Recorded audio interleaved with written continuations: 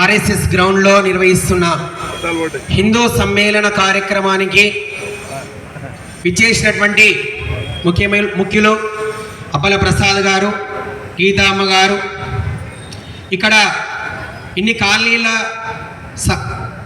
సంయుక్తంలో నిర్వహిస్తున్నటువంటి ఈ హిందూ సమ్మేళన కార్యక్రమానికి అధ్యక్షత వహిస్తున్నటువంటి విఠల్ రెడ్డి గారికి, అట్లాగే శ్రీనివాస్ రెడ్డి గారికి, లచ్చిరెడ్డి గారికి, వివిధ కాలనీల అధ్యక్షులకు, మాతృమూర్తులకు, విద్యార్థులందరికీ కూడా మనస్ఫూర్తిగా నమస్సుమాంజలిలు తెలియజేస్తూ, మనం ఇక్కడ ఉన్నదే కొంతమంది ఇప్పటికైతే, మరి మీరు విలువైన సమయాన్ని మాటల చేత డిలే చేయకుండా ఇక్కడ మనం ఏం సంకల్పం చేసుకుంటున్నామో తెలుసుకొని మనందరం కూడా నిద్రాణంగా ఉన్నటువంటి మనలో ఉన్నటువంటి శక్తిని ఈరోజు ఇక్కడ ఇన్ని వేల మంది, ఇంత వందల మంది కూర్చొని చక్కగా ఈ కార్యక్రమాలను చేసుకుంటున్నామంటే ఎంతోమంది వీరులు తమ ప్రాణాలను గడ్డిపరకగా భావించి దేశాన్ని దాస్య విముక్తం చేయడంలో తమ రక్తాన్ని నేల తల్లి నొసటికి వీరతిలకంగా అందించి అమరులయ్యారు.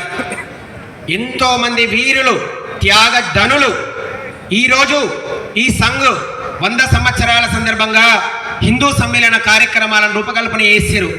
మరి వాటిని ఎవరు రూపకల్పన చేసిరో కూడా మనకు తెలియదు. వారి పేరును కోరుకోరు. మహర్షులు, త్యాగశీలులు, వారి యొక్క త్యాగాన్ని ఈ దేశం కోసం సమర్పణ చేస్తారు. మరి అటువంటి వీరులందరికీ కూడా ఇటువంటి అద్భుతమైనటువంటి కార్యనిర్వహణ చేస్తున్నటువంటి ఈ హిందూ సమ్మేళన కార్యక్రమంని నిర్వహిస్తున్నటువంటి ఈ కార్యకర్తలకు, నలుగురు వ్యక్తులు ఇంట్లో కూర్చొని 4 మాటలు మాట్లాడుకునే సమయం లేదు ఈ రోజుల్లో. ఎవరికి వారే యమునా తీరి అనుకుంటూ బ్రతుకుతున్న ఈ తరుణం లోపల ఇన్ని కాలనీల వాసులు ఈ సాయంత్రం వేళలా ఇక్కడ సమావేశం కావడానికి ఇంత ప్రయత్నం చేసినటువంటి కార్యకర్తలందరికీ కూడా గట్టిగా మనం కరతాళ ధ్వనుల చేత ఒక్కసారి వారికి ధన్యవాదాలు తెలియజేస్తూ అందరు చప్పట్లు కొట్టాలి. ఇక్కడ ఉత్తా కూర్చొని మేము ఏదో వింటాం పోతామనేటట్టు కాదు, పూర్తి ఇన్వాల్వ్మెంట్ ఉండాలి. ఇందులో ఎన్నో సభలు ఎన్నో పాల్గొంటున్నాం. ఒక్క విషయాన్నైనా ఇక్కడి నుంచి ఇంటికి తీసుకొని వెళ్తే చాలా అద్భుతంగా ఉంటుంది కనుక అక్కడ కూర్చోవాలి. నాయన అందరూ కూడా మాట్లాడొద్దు.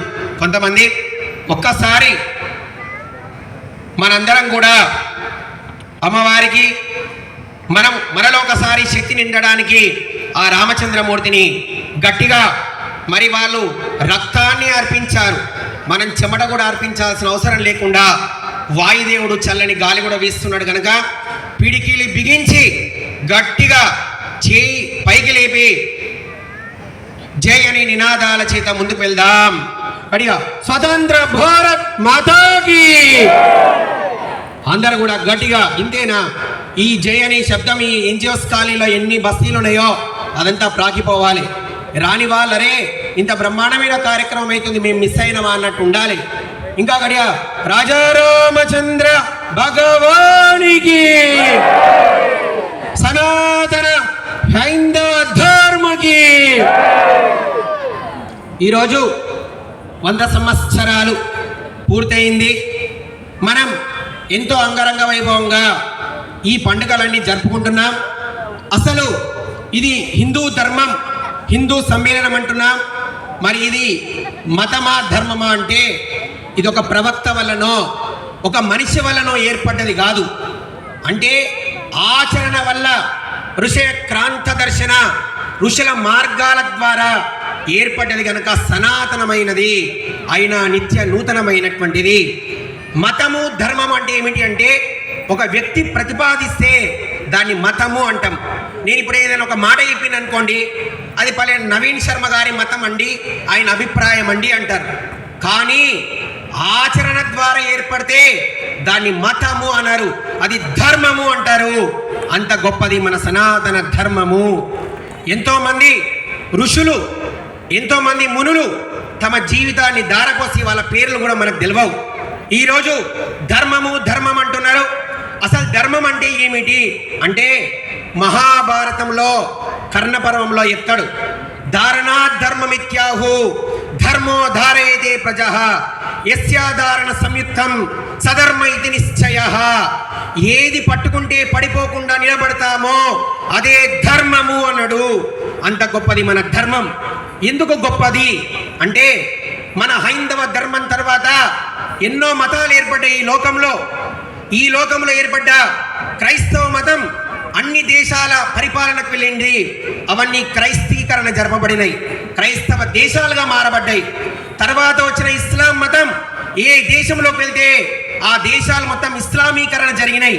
కానీ మన భారతదేశంని దాదాపు 800 సంవత్సరాలు క్రైస్తవులు ఇస్లాంలు ఎంతమంది పరిపాలించినా ఈరోజు 85% మంది ప్రజలు మన ధర్మాన్ని, మన సనాతన ధర్మాన్ని పాటిస్తున్నారంటే ఇందులో ఉన్న గొప్పతనం కాదా? గొప్పతనమా కాదా? గొప్పతనం అంటే రాజారామచంద్ర భగవానికి. మన సనాతన ధర్మం అంటే సైన్స్.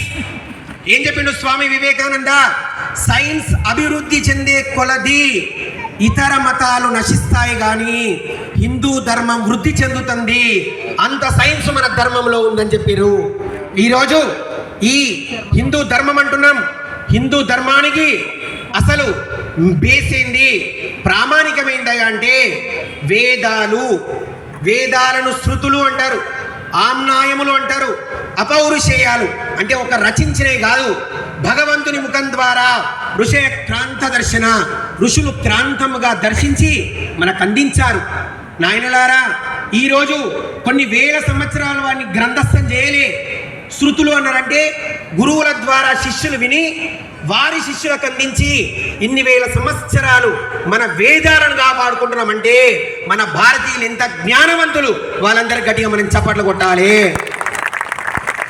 ఇక్కడ చూడండి, అద్వైతం, ద్వైతం, విశిష్టాద్వైతం, ఎన్నో ప్రకరణలు, ఎన్నో వాదాలు, ఎంతో మంది విభిన్న సంస్కృతులు, రాష్ట్రానికి, ఊరికి, జిల్లాకు ఎన్నో ఉంటాయి. కానీ కాశ్మీర్ నుంచి కన్యాకుమారి వరకు ఎక్కడ సంకల్పం చెప్పినా ఏం చెప్తారా అంటే భరతవర్షే భరతఖండే అని మాత్రం చెప్తారు. అంటే అంత గొప్పది మన ధర్మము, అంత గొప్పది. ఎందుకు ఇంత గొప్పది అంటే ఇప్పుడే చెప్పుకున్నాం కదా, 800 సంవత్సరాలు పరాయి పాలనలో ఉన్నా కూడా మన ధర్మం ఈ రోజుకు రక్షింపబడుతున్నది అంటే ఉన్న నీతి, నిజాయితీ. అయితే తర్వాత వేదాలు అన్నారు. వేదాలు 4 మనందరూ తెలిసే ఋగ్వేదము, యజుర్వేదము, సామవేదము, అథర్వణ వేదం అని 4 భాగాలుగా వ్యాసుడు విభజించి శిష్యులకు అప్పచెప్పిండు. వేదాలు అందరికీ అర్థం కావు కనుక అవి ఎట్లా ఉండాలో స్మృతులు అన్నారు. స్మృతులు వేదాలు ఎట్లా ఉండాలి, వాటి పద్ధతిని తెలుపుతాయి. స్మృతులు కూడా అందరికి తెలియవు కనుక భక్తి అనేటువంటి ద్వారా మన ధర్మం రక్షించబడాలని పురాణాలు రచించారు. మనందరూ తెలుసు 18 పురాణాలు. తర్వాత పురాణాలు ఏం చెప్తాయంటే ముఖ్యంగా వేదాలు ప్రభువు వలె ఆర్డర్ చేస్తాయి. సత్యం వద, ధర్మం చర, సత్యాన్ని పాటించాలి, ధర్మాన్ని ఆచరించాలి అంటాయి. పురాణాలు మిత్ర సంహితములు అంట, మిత్రుని వలె మనకు తెలియజేస్తాయి. అందుకే పురాణాలు ఏముంటాయి, కథలు ఉంటాయి. కథల రూపంలో మన ధర్మం యొక్క గొప్పతనం చెప్తారు. తర్వాత శృతులు, స్మృతులు, పురాణాలు, తర్వాత శిష్టాచారులు అంటారు. అంటే కొంతమంది గొప్పవారు, రాఘవేంద్ర స్వామి, శంకరాచార్యుల వారు అటువంటి గొప్పవారు ఒక సిద్ధాంతాన్ని ప్రతిపాదించి దాన్ని అమలు చేస్తారు. ఆయన శిష్యులు దాన్ని పాటిస్తారు. దాన్ని శిష్టాచారం అంటారు. చివరిగా అంతరాత్మ ప్రబోధం అంటారు. మనం తప్పు చేయాలా చేయొద్దా అని ఇతరులు మనకు ఎవరు చెప్పాల్సిన అవసరం లేదు. మనం రోడ్డు మీద పోతున్నది, ఒక 500 రూపాయల నోట్ దొరికింది, మన అంతరాత్మ చెప్తుంది వద్దురా, అది పాప సొమ్ము, మనది గాము అంటాం. అంటదా అనదా? అంటే మన లోపల ఒక జడ్జి ఉన్నాడు, ఆయన చెప్పినట్టుంటే మనము బాగుపడతాం. నేను తీసుకోకపోతే ఎవరో ఒకరు తీసుకుంటారని చెప్పి ఆ సొమ్మును మన జేబులో పెట్టుకుంటుంది మన మనస్సు. కనుక అంతరాత్మ ప్రబోధం అనేది కూడా గొప్పదే. ఈ 5 కాపాడుతూ ఉంటాయి.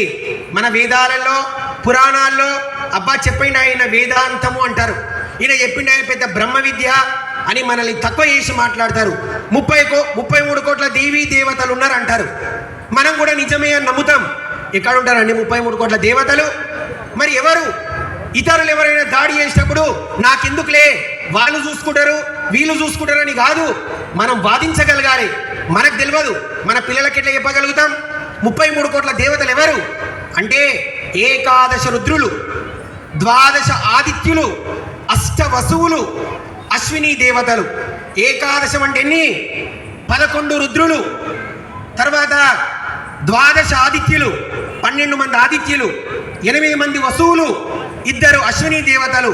వీళ్ళందరూ కలిసి 33 కోట్ల ఘనంగా పరిగణించారు తప్ప 33 కోట్ల దేవి దేవతలు, వినాయకుడు, సుబ్రహ్మణ్య స్వామి, శివుడు, అయ్యప్ప ఇట్లా కాదు. అది మనకు తెలిసి ఉండాలి. ఈరోజు ఈ ఆచారము ఇవాళ పిల్లలు జనరేషన్లో ఉన్న జెన్జీ జనరేషన్ ఏం నమ్ముతారంటే ప్రాక్టికల్గా నమ్ముతారు. మనం గుడ్డిగా మన వాళ్ళు బొట్టు పెట్టుకోమన్నారు, గాజులు పెట్టుకోమన్నారు. ఈరోజు సనాతన ధర్మాన్ని కాపాడుతుంది అంటే నిజంగా ప్రతి చోట చెప్తా, ఇక్కడ కూడా చెప్తున్నా. అంటే ఎవరంటే ఒక స్త్రీ మాత్రమే. ఎందుకు? ఆమె బొట్టు పెట్టుకుంది, గాజులు పెట్టుకుంది, మాంగళ్యాన్ని ధరించింది, పూలు పెట్టుకుంది, మట్టెలు పెట్టుకుంది.